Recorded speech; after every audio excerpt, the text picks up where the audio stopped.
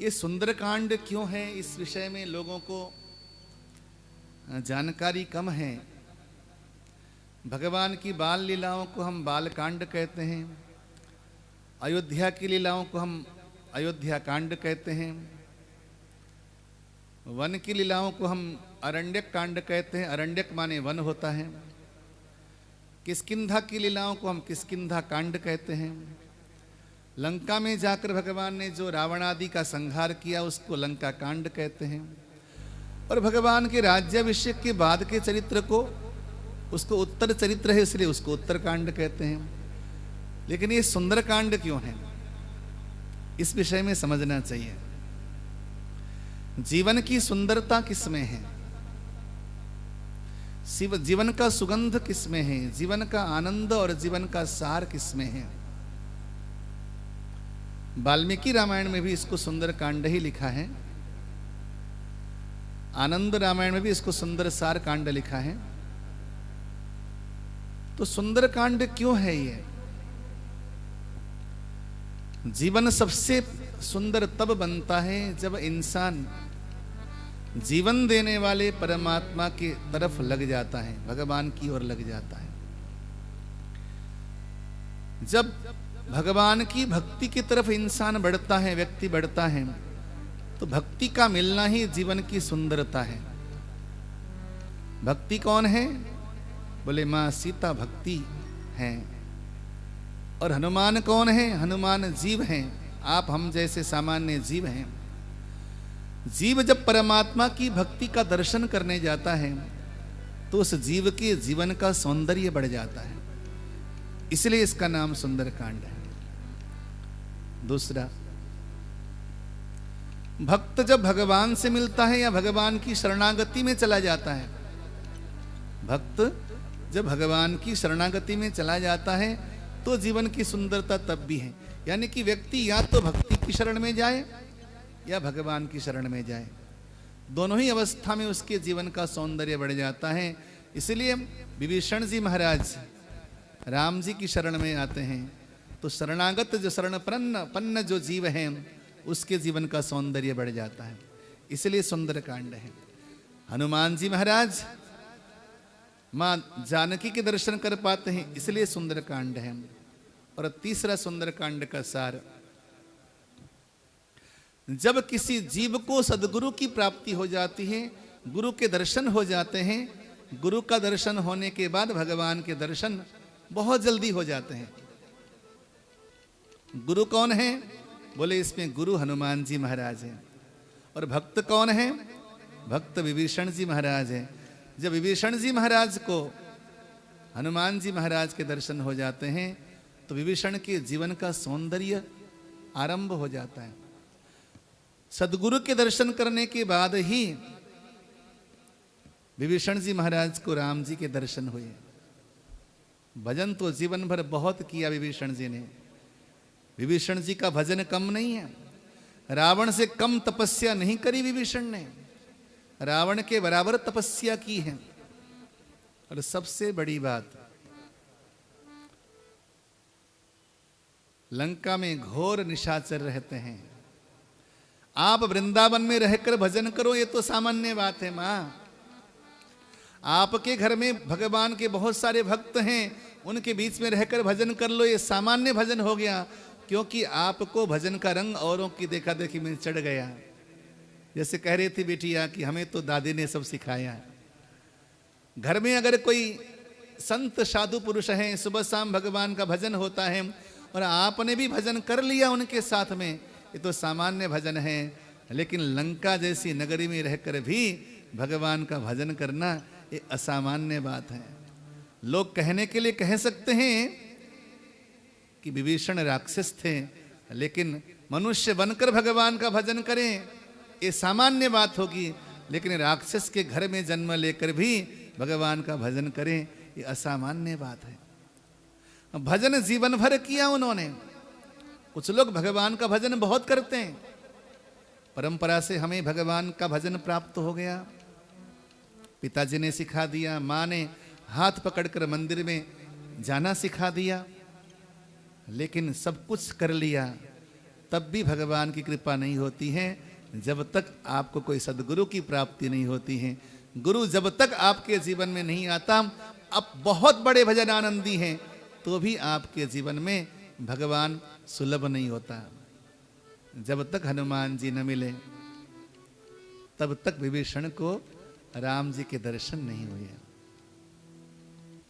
इसलिए ये सुंदर कांड है। आइए प्रवेश करते हैं सुंदर कांड में। लंका 100 योजन दूर है। 100 योजन के सागर को जो पार करेगा वो माता सीता के दर्शन कर पाएगा।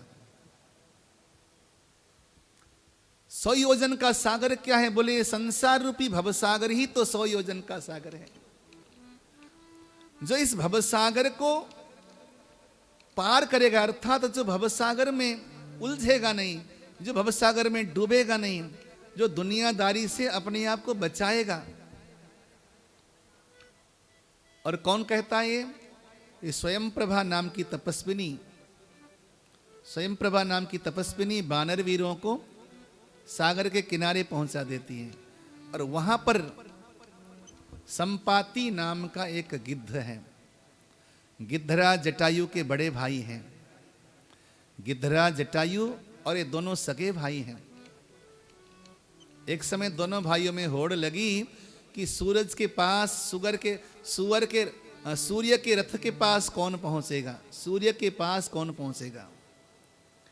भगवान सूर्य नारायण के रथ को स्पर्श करने की दोनों भाइयों में प्रतिद्वंदता खड़ी हो गई। जटायु जी महाराज तो थोड़ा ऊपर जाकर के वापस लौट के आए, बुद्धिमान थे, लेकिन संपाति के अंदर अभिमान था, घमंड था। मैं जाऊंगा ही जाऊंगा सूर्य के पास, सूर्य नारायण का स्पर्श करके ही आऊंगा। परिणाम यह हुआ कि सूर्य की किरणों से उनके पंख जल गए। पंख जलना क्या हुआ?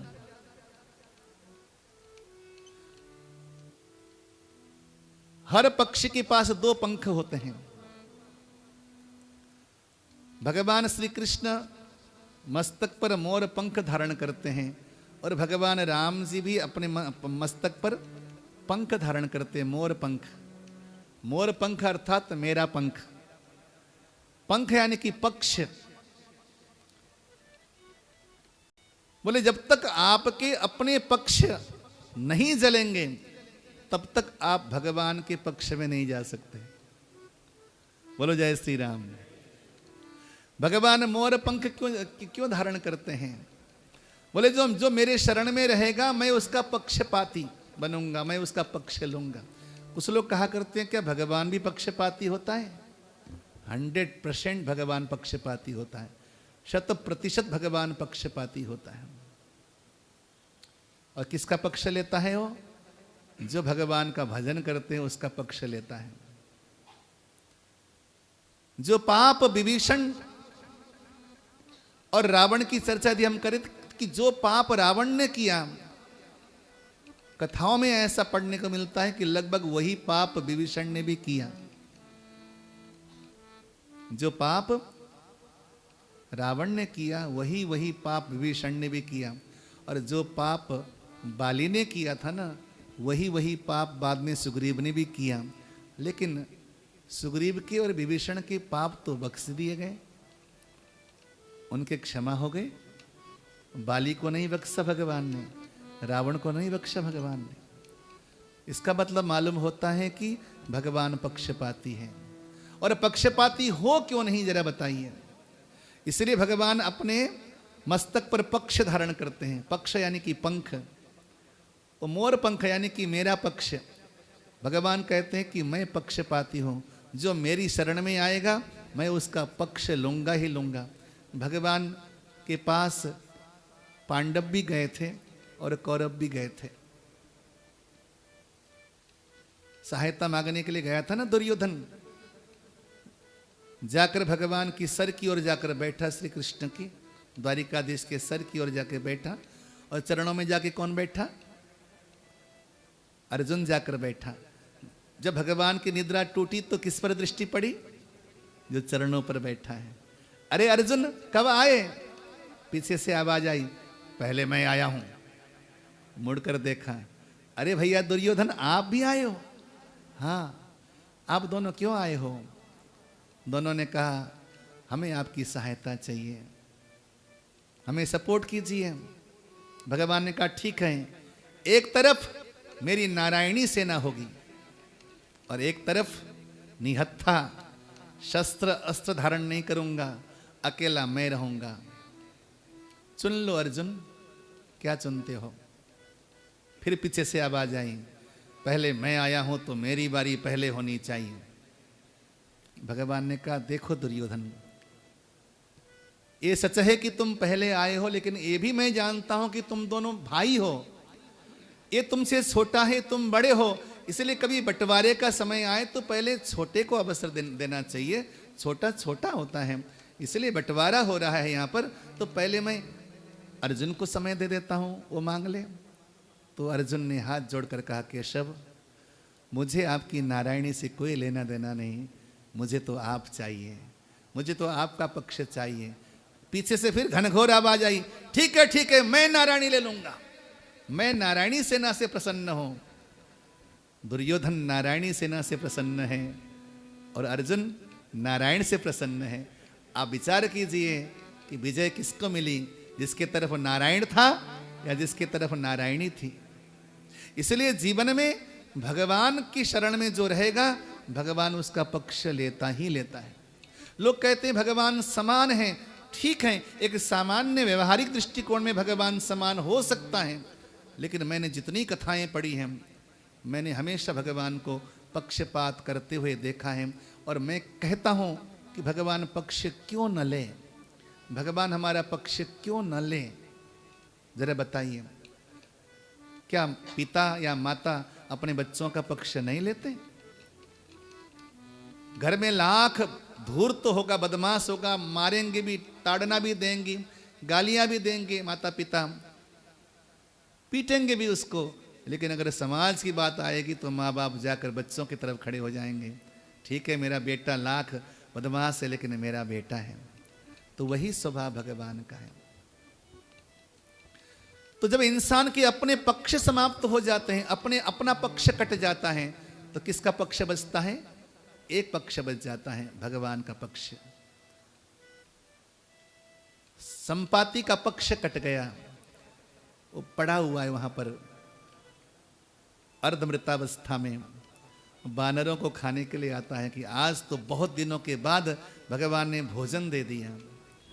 अब अंगद आदि वीर कहते हैं ये लो कर लो बात, माँ सीता का पता लगाने के लिए निकले थे, अभी पता तो लगा नहीं, पहले खाने वाला बंदा आ गया।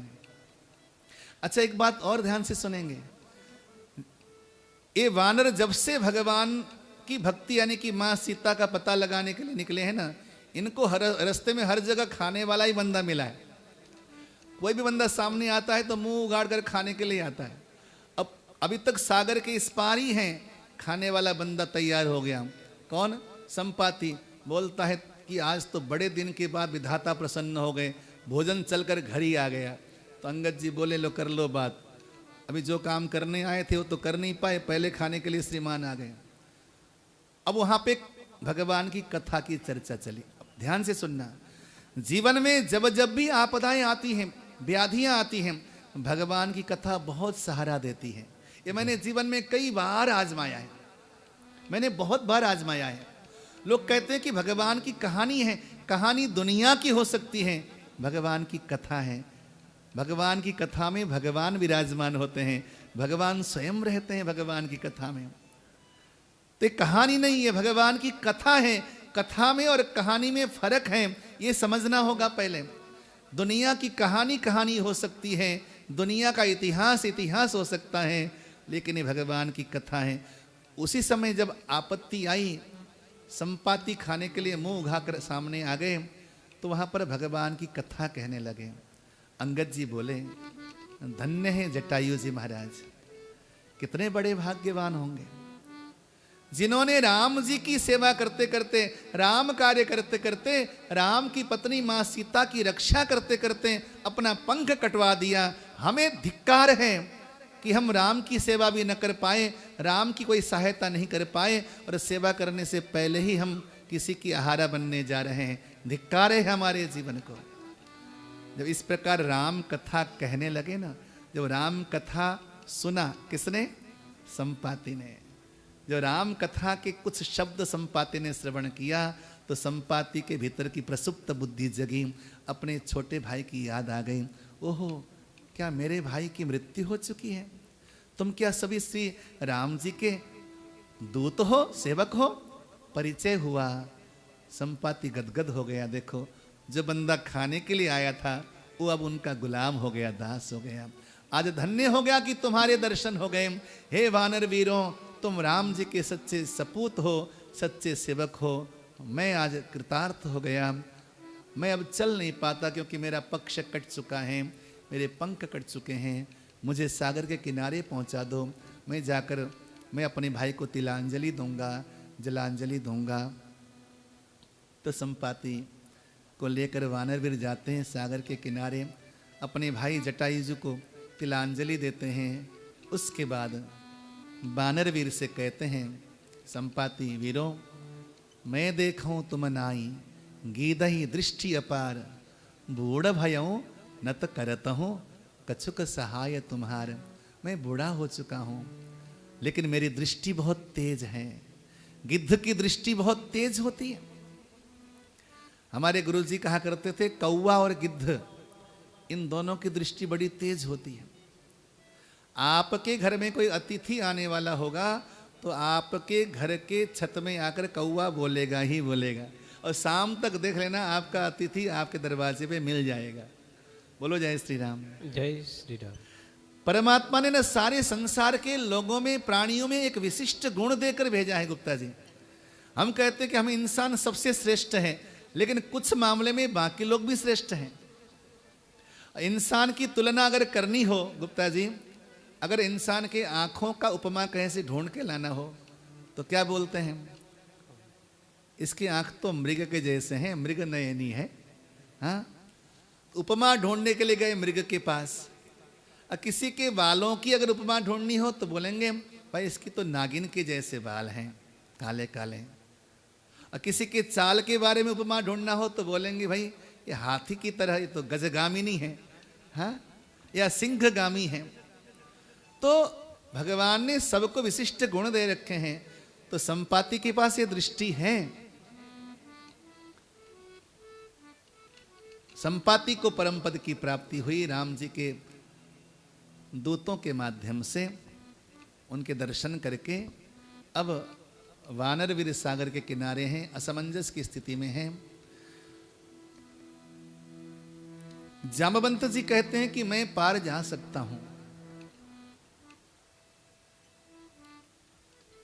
एक बार छलांग लगा भी दूंगा, लेकिन क्या पता मैं ना भी जा सकूं क्योंकि अवस्था वृद्ध हो चुकी है। अंगद जी कहते हैं कि मैं पार तो जा सकता हूं लेकिन लौटकर आना मुश्किल है। कुछ लोग कहते हैं कि अंगद जी को मुश्किल किस बात की थी? बोले रावण का एक बेटा था अक्षय कुमार, उसके साथ अंगद जी की बड़ी दोस्ती थी, आरंभ में मैत्री थी, लेकिन किसी कारणवश जो है अक्षय कुमार के साथ इनका मतभेद हो गया और को पीट दिया उसको, अक्षय कुमार को। तो श्राप दिया अंगद जी को कि जीवन में कभी अक्षय कुमार के सामने अगर आएगा तो उसके एक ही प्रहार से तुम मर जाएगा। तो इसलिए अंगद जी कहते हैं कि मैं जा तो सकता हूं उस पार, लेकिन वापस लौटकर आने में बड़ी समस्या है। इसलिए जब हनुमान जी महाराज जब जाते हैं तो सबसे पहले अक्षय कुमार को जय श्री कृष्ण कर देते हैं ताकि अंगद जी महाराज के लिए कोई कंटक न बचे। तो लेकिन वहां पर हनुमान जी महाराज चुपके से बैठे थे कोने में, पता नहीं कुछ कर रहे थे नहीं कर रहे थे। तो जामवंत जी की नजर पड़ी उन पर, तो कहते हैं पवन तनय बल पवन समाना बुद्धि विवेक ज्ञान निधान। कवन सुकाज कठिन जग माही, जो नहीं होई तात तुम पाओ। क्यों? राम काज लगी तब अवतारा, सुनत ही भय हो पर्वताकार। एकदम पर्वताकार हो गए। कैसा शरीर था कि कनक बरन तन तेज विराजा, मानहु अपर गिरन कर राजा। सिंहनाद करी बारही बारा, लीलहि नाघो जल निधि खारा। कनक भूधराकार शरीरा, मानो कि भयंकर पर्वत के आकार के हो गए। उनका शरीर सोने का रंग का है। हनुमान जी महाराज का सुवर्ण रंग है। कंचन वरन विराज सुबेसा, कानन कुंडल कुंचित केश। कंचन वर्ण है हनुमान जी महाराज के। विराट हो गए। विराट शरीर लेकर सिंहनाद करने लगे, मानो कि एक ही झटके में सागर पार कर जाएंगे। अरे संभव है, क्योंकि राम काज लगी तब अवतारा। तुम्हारा जन्म ही राम जी की सेवा के लिए हुआ है हनुमान। अच्छा, हनुमान जी के पास प्रसुप्त बुद्धि थी, बुद्धि सो जाती थी। ऋषियों का श्राप था। बचपन में ना ऋषियों के कमंडल को शालिग्राम जी को ले जाकर पानी में डाल देते थे। नटखट थे, तो ऋषियों ने श्राप दिया कि तुम बड़ा बुद्धिमान बनता है, इसीलिए तेरी बुद्धि प्रसुप्त हो जाएगी। जब माँ अंजना ने जाकर विनय प्रार्थना किया तो बोले कि कोई अगर इसको बुद्धि या खोए हुए बल को जगाएगा तो पुनः ये बुद्धिवान होगा, ज्ञानवान होगा, बलवान होगा। तो प्रसुप्त बुद्धि रहा करती थी हनुमान जी के पास। बड़े चपल थे हनुमान जी बाल्यावस्था में। अभी त्रिदिवसीय कथा है हमारी पुष्पांजलि इनक्लेव में, हनुमान जी की 3 दिन की कथा। केवल हनुमत चरित्र गाएंगे उसमें। तो हनुमान जी महाराज विराट हो गए और विराट होकर हनुमान जी कहते हैं कपिसेन संग हनुमान जी क्या कहते हैं कि अभी मैं जाऊं और जाकर रावण को उठाकर सागर में डालूं, अभी लंका को उठाकर सागर में मिला दूं। तो वहां पर जो बैठे थे जामवंत जी बोले, हनुमान अब मैंने ज्यादा ही जगा दिया तुमको। जगाना तो था लेकिन ज्यादा जगा दिया। अगर तुम उठाकर लंका को ही सागर में डाल दोगे तो उसी लंका के भीतर तो माँ सीता भी, वो भी सागर में चली जाएंगे। तो ऐसा कुछ करना नहीं है। उत्तेजनाओं में आकर ऐसा कुछ करना नहीं। करना क्या है? बोले तुम केवल माँ सीता का पता लगाकर आओ, माँ सीता कुशल हैं और कहां पर हैं, इतना ही पता लगाकर आना। कपिसेन संग संघारे निशिचर, राम सीता ही आनी है। त्रैलोक पावन सुजस सुर मुनि, नारदादि बखानी है। जो सुनत गावत कहत समुझत, परम पद नर पावहि। रघुवीर पद पाथोद मधुकर, दास तुलसी गावहि।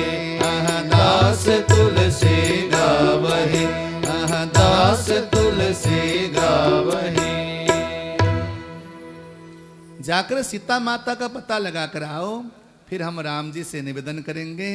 वानर वीरों के साथ राम जी लंका में पदार्पण करेंगे और वहां जाकर रावण आदि वीरों का, राक्षसों का संहार करेंगे। फिर भगवान का चरित्र, उदात्त चरित्र संसार में विख्यात हो जाएगा और सारा संसार हमारे राम जी की महिमा का गान करेगा। इसलिए हनुमान केवल तुम्हें पता लगाना है माँ सीता का, बाकी सब काम राम जी करेंगे। अब इस पर संकेत समझो थोड़ा सा। हमने केवल और केवल भक्ति का पता लगाना है, केवल हमने भगवान की भक्ति की शरण में जाना है, बाकी सारा काम राम जी करेंगे। इन कथाओं से समझिए, हमने केवल भक्ति का पता लगाना है, अपने भीतर छुपी हुई जो भक्ति है उसको प्रकट करना है, उसका दर्शन करना है। भक्ति का दर्शन हो जाने के बाद एक बार भगवान की शरणागति हमने ले ली, भक्ति का आश्रय ले लिया, उसके बाद कुछ भी बाकी नहीं। एक बार अगर भक्ति मिल गई